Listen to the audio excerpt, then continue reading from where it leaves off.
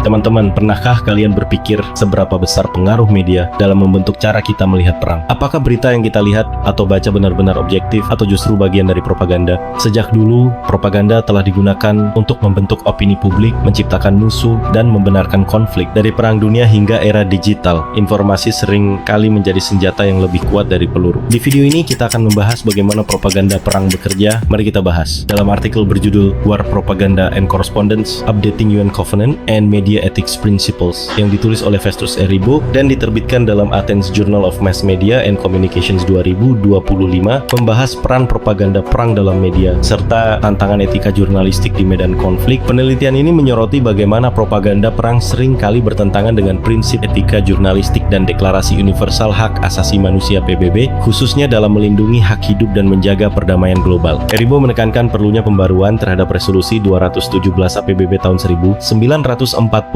yang melarang propaganda perang, serta peningkatan kesadaran etika di kalangan jurnalis perang agar dapat menyajikan informasi yang objektif dan tidak menjadi alat bagi pihak yang berkonflik. Dalam kajiannya, Eribo menyoroti berbagai tantangan yang dihadapi jurnalis dalam meliput perang, termasuk tekanan dari pemerintah dan kelompok militer yang mencoba memanipulasi berita untuk kepentingan politik. Ia juga membahas bagaimana teknologi komunikasi modern, termasuk kecerdasan buatan, dapat memperburuk penyebaran propaganda jika tidak dikontrol dengan etika yang ketat. Artikel ini mengajak akademisi, jurnalis, dan pembuat kebijakan untuk terus mengkaji peran media dalam konflik bersenjata dan mendorong penerapan etika jurnalistik yang lebih ketat guna mendukung perdamaian dan keadilan global. Kemudian David Welch dalam tulisannya dari buku Media and Propaganda in an Age of Disinformation 2024 menjelaskan bagaimana propaganda telah digunakan sepanjang sejarah untuk membentuk persepsi masyarakat terhadap musuh. Dengan menampilkan kontras tajam antara kita yang baik dan mereka yang jahat, propaganda memanfaatkan kebutuhan psikologis manusia akan kesederhanaan dalam menilai sesuatu, terutama dalam masa perang dan krisis. Musuh seringkali digambarkan secara berlebihan sebagai ancaman besar, sehingga dapat membangkitkan kemarahan, ketakutan, dan dukungan untuk tindakan militer atau kebijakan tertentu. Dalam berbagai contoh sejarah, Wells menyoroti bagaimana propaganda menciptakan citra musuh yang kuat. Selama Perang Dunia I dan II, Inggris menggambarkan Jerman sebagai Han yang kejam untuk membakar semangat perlawanan, sementara Nazi Jerman menggunakan propaganda anti-Yahudi yang menggambarkan mereka sebagai ancaman internal yang harus diberantas. Di Uni Soviet, propaganda menargetkan para kulak atau petani kaya sebagai penghambat revolusi yang menyebabkan deportasi massal dan pembantaian jutaan orang. Sementara itu, dalam genosida Rwanda 1994, radio dan media cetak menyebarkan kebencian terhadap suku Tutsi, menyebut mereka sebagai kanker yang harus dibasmi, yang akhirnya memicu pembantaian ratusan ribu orang. Dalam era modern, propaganda tidak kalah berbahaya dengan kehadiran internet dan media sosial yang mempercepat penyebaran informasi yang bias atau manipulatif.